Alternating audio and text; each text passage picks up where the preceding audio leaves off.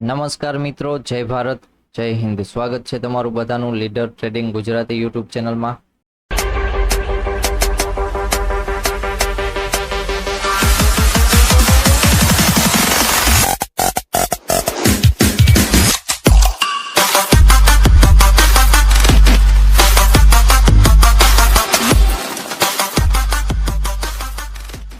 તો ચલો મિત્રો, આજે હતી 10 જુલાઈ અને આજના દિવસે ક્યાંક બેંક નિફ્ટીનો એક્સપાયરી દિવસ હતો. તો આજના દિવસે થોડી ઘણી મુવમેન્ટ આવી, પણ ઓલમોસ્ટ મુવમેન્ટ જોવા જઈએ તો પહેલી જ કેન્ડલમાં મુવમેન્ટ આવી ગઈ હતી સારી એવી, કારણ કે લેવલ મુજબ પણ જો કામ કર્યું હોય તો આજે થોડીક સ્પીડ રાખીને કામ કરવા જેવું હતું, એના જેવું હતું. કારણ કે પહેલી જ કેન્ડલ હતી 1 મિનિટની, એમાં જ માર્કેટ 500ના ઝોન નીચે ક્યાંય ક્લોઝિંગ આપી દીધું હતું. પછી એના નીચે જોવા જઈએ તો માર્કેટે 200 પોઈન્ટ પ્લસની મુવમેન્ટ છે એ પાછળની 3 કેન્ડલમાં જ ક્યાંક મુવમેન્ટ આપી દીધી હતી સારી એવી. અને સેમ વસ્તુ કે નિફ્ટીમાં મુવમેન્ટ ધીમે ધીમે આવી હતી, પહેલા પુલ બેક આવ્યો અને પછી મુવમેન્ટ આવી.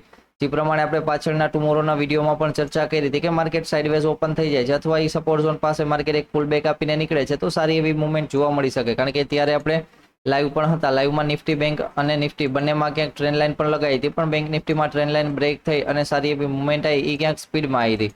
કારણ કે પછી આપણું લાઈવ બંધ થઈ ગયું હતું નેટવર્કના હિસાબે, નેટવર્ક પરફેક્ટ આવતું નહોતું, એટલા માટે બીજું લાઈવ પણ ચાલુ કરીને બંધ કરી નાખ્યું હતું એના જેવું હતું. અને પછી આપણે બેંક નિફ્ટીની એક લાઈવમાં ચર્ચા પણ હતી કે માર્કેટમાં પહેલી જ કેન્ડલ છે એ ક્યાંક 300 પોઈન્ટ પ્લસની બની છે, તો એમાં ક્યાંક મુવમેન્ટ થોડીક ઓછી આવી શકે છે. તો પછી એમાં પણ એવું થયું કે પહેલી જ કેન્ડલ હતી એ 300 પોઈન્ટની બની ગઈ, તો પછી મુવમેન્ટ છે એ થોડી ઘણી આવી, પછી માર્કેટ અહીંયા ક્યાંક સાઇડવેઝમાં જ ક્લોઝિંગ થઈ ગયું છે આજના દિવસ માટે. તો ચલો હવે વાત કરીશું કાલના દિવસ માટે, એટલે કે 11 જુલાઈ. તો કાલના દિવસે નિફ્ટીનો ક્યાંક એક્સપાયરી દિવસ છે અને આજના દિવસે ક્લોઝિંગ છે. ક્લોઝિંગ ઉપર ધ્યાન હતું કે ક્લોઝિંગ કેવું આવે છે, ક્લોઝિંગ પણ 200 નીચે આવે છે કે 200ના ઝોન ઉપર આવે છે. તો ક્લોઝિંગ છે એ 300ના ઝોન ઉપર આવ્યું છે, તો નિફ્ટી માટે હજી વધારે એટલું બધું સેલિંગની આશા છે નહીં, કારણ કે ક્લોઝિંગ છે એના ઉપર વધારે થોડુંક મહત્વ હતું. તો ચલો કાલના દિવસની ઓપનિંગ માટે જોઈ લઈએ નિફ્ટી માટે ખાસ. તો પહેલા તો નિફ્ટી કાલના દિવસે ઓપન થાય છે અહીંયાની આ સાઇડવેઝ અને ફરીવાર 360નું લેવલ બ્રેક કરે તો ઉપરની સાઈડમાં જોવા જઈએ તો 460નું ક્યાંક લેવલ જોવા મળી શકે છે સારું એવું. કારણ કે કાલના દિવસે જોવા જાશું તો 500નો ઝોન છે કાલના દિવસે હાઈએસ્ટ ઓપન ઇન્ટરેસ્ટ વાળી જગ્યા પણ એ જ ઝોન જોવા મળવાનો છે. અને ફરીવાર માર્કેટ 300ના ઝોન પાસે ઓપન થઈ જશે તો 500નો ઝોન છે એ રેઝિસ્ટન્સ ઝોન અને 200નો ઝોન છે એ ક્યાંક સારો એવો સપોર્ટ ઝોન તરીકે કામ આવવાનો છે કાલના દિવસ માટે. ફરીવાર સાઇડવેઝ ઓપન થઈને અપસાઇડ બ્રેકઆઉટ આપે છે તો અપર સાઇડની એક લેવલ છે એ ક્યાંક જોવા મળી શકે છે અને અહીંયા ઓલ ટાઈમ હાઈ છે એના ઉપર નીકળે છે તો પછી એક 500નું રેઝિસ્ટન્સ ઝોન પાસે પુલ બેક આપીને નીકળે તો વધારે મુવમેન્ટ માટે ત્યારે ફરીવાર સાઇડવેઝ રહીને માર્કેટ એક ટ્રેન્ડ લાઇન નાનકડી છે ઇન્ટ્રાડેની કાલના દિવસે ક્યાંય બ્રેક કરે છે અથવા પહેલી જ કેન્ડલમાં માર્કેટ 260 નીચે આવી જાય છે તો અહીંયાથી 160ના ઝોન સુધીનો એક ટાર્ગેટ જોવા મળી શકે સારો એવો. પણ માર્કેટે નીચેના 160ના લેવલને પણ બ્રેક કરે છે તો પછી ડાયરેક્ટ અહીંયા 160 પોઈન્ટનો ટાર્ગેટ છે કે જે ડાયરેક્ટ 24,000ના ઝોન સુધી પણ માર્કેટમાં મુવમેન્ટ સારી એવી જોવા મળી શકે છે. ફરીવાર માર્કેટ ક્યાંય ગેપ અપ ઓપન થાય છે ડાયરેક્ટ 460 વાળા ઝોન પાસે, પણ પહેલી જ કેન્ડલ આજના દિવસે પણ સારી એવી રેડ બનાવે છે અને રેડ કેન્ડલનો પણ પુલ બેક આપીને માર્કેટ નીકળે છે તો પેલો ટાર્ગેટ હશે ક્યાંક ટ્રેન્ડ લાઇનના ઝોન સુધી, અને ટ્રેન્ડ લાઇન પણ બ્રેક થાય છે તો વધારે ટાર્ગેટ છે એ આજના દિવસનો લોઅર પોઈન્ટ એટલે કે 160નું લેવલ પણ જોવા મળી શકે છે સારું એવું. પણ માર્કેટ વધારે ગેપ અપ ઓપન થઈ જાય છે અને ડાયરેક્ટ જ 500ના ઝોન ઉપર એટલે કે 520ના ઝોન ઉપર માર્કેટ ટ્રેડ કરતું હોય ક્યાંય તો પછી આપણે ત્યારે ડાઉન સાઈડનો નહીં વિચાર રાખીએ. કારણ કે ફરીવાર 480ના લેવલ નીચે નીકળે અથવા 460ના લેવલ નીચે નીકળે ત્યારે ક્યાંક ડાઉન સાઈડ માટે જોઈ શકાય. કારણ કે જો પેલી કેન્ડલ રેડ નથી આવતી ને માર્કેટ ગેપ અપ પણ સારું એવું આવી જાય છે અને 500ના ઝોન ઉપર જ હોલ્ડ કરતું હશે તો 500નો ઝોન એક સપોર્ટ તરીકે પણ કામ આવી શકે છે સારો એવો. ફરીવાર માર્કેટ ક્યાંય ગેપ અપ ઓપન થઈ જાય છે 500ના ઝોન પાસે અને પહેલી જ કેન્ડલ રેડ આપી દે છે સારી એવી, અને પછી માર્કેટ 420ના ઝોન પાસે ક્યાંય હોલ્ડ કરતું હોય અને ફરીવાર અહીંયા હોલ્ડ કરીને પણ માર્કેટ એક પુલ બેક આપીને નીકળે છે તો ડાયરેક્ટ ટ્રેન્ડ લાઇન સુધીનો એક ટાર્ગેટ રાખી શકાય અને એના નીચે ડાયરેક્ટ જ 160ના ઝોનનો. ફરીવાર માર્કેટ અપસાઇડ ઓપન નથી થતું, ઓપન થાય છે ક્યાંય ડાઉન સાઇડ માટે.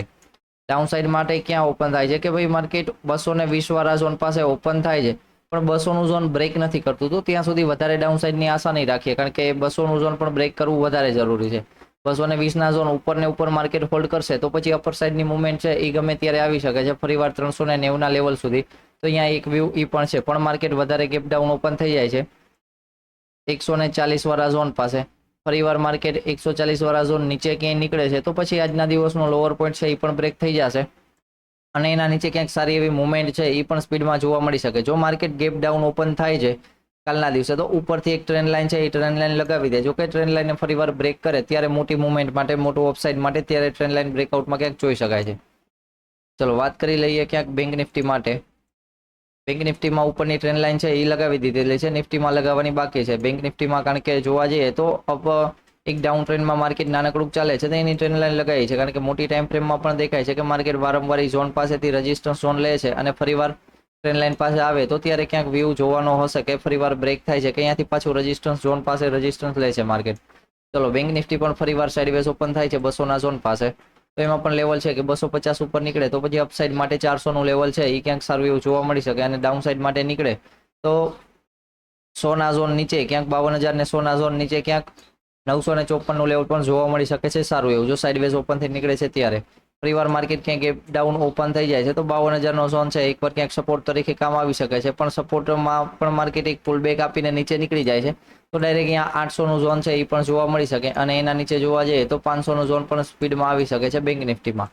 ફરીવાર માર્કેટ સપોર્ટ ઝોન પાસે ઓપન થઈ જાય છે, કેન્ડલ નીચે આવી જાય છે અને ફરીવાર અહીંયા હેમર કેન્ડલ ક્લોઝિંગ થઈ જાય છે, તો જ્યાં સુધી હેમર કેન્ડલ ઉપર છે માર્કેટ ત્યાં સુધી એક અપ ટ્રેન્ડનો વ્યૂ રાખી શકે કે અહીંયા પણ 250 નો ટાર્ગેટ માટે અને એના ઉપર ડાયરેક્ટ 500ના ઝોનનો પણ ટાર્ગેટ રાખી શકાય સારો એવો. ફરીવાર માર્કેટ ગેપ ડાઉન ઓપન નથી થતું અને કે ઓપન થઈ જાય છે ગેપ અપ સાઇડમાં, કે માર્કેટ 300ના ઝોન ઉપર હોલ્ડ કરતું હોય તો 300ના ઝોન ફરીવાર નીચે આવે ત્યારે ડાઉન સાઇડના વ્યૂ માટે જાશું, કારણ કે જ્યાં સુધી 300ના ઝોન ઉપર છે ત્યાં સુધી 500ના ઝોનના પણ લેવલ જોવા મળી શકે છે સારા એવા. પણ માર્કેટ વધારે ગેપ અપ ઓપન થઈ જાય છે 500ના ઝોન પાસે અથવા 530ના ઝોન પાસે, તો અહીંયા 480 નું એક લેવલ લગાવી દેજો. 530ના ઝોન પાસે માર્કેટનું ઓપનિંગ થાય છે તો ત્યાં સુધી 480 નીચે નહીં નીકળે ત્યાં સુધી વધારે ડાઉન સાઇડ માટે નહીં જોઈએ. 500ના ઝોન ઉપર હશે તો ક્યાંક એક અપસાઇડનો પણ ફરીવાર પણ એક પ્લાનિંગ કરી શકાય છે સારો એવો. તો ચલો આ હતા નિફ્ટી અને બેંક નિફ્ટીના લેવલની ચર્ચા, અને નિફ્ટી અને બેંક નિફ્ટીના લેવલ છે એ આપણી ટેલિગ્રામની ફ્રી ચેનલ છે એમાં ક્યાંક મળી જશે. તો જે લોકો ટેલિગ્રામની ચેનલમાં છે નહીં એને અહીંયા વિડીયો ચાલે છે એની ડિસ્ક્રિપ્શન બોક્સમાં ક્યાંક ટેલિગ્રામની લિંક પણ મળી જશે. તો ચલો મિત્રો, જય ભારત, જય હિન્દ. મળીએ ફરીવાર કાલના દિવસે ક્યાંક લાઈવ વિડીયોમાં.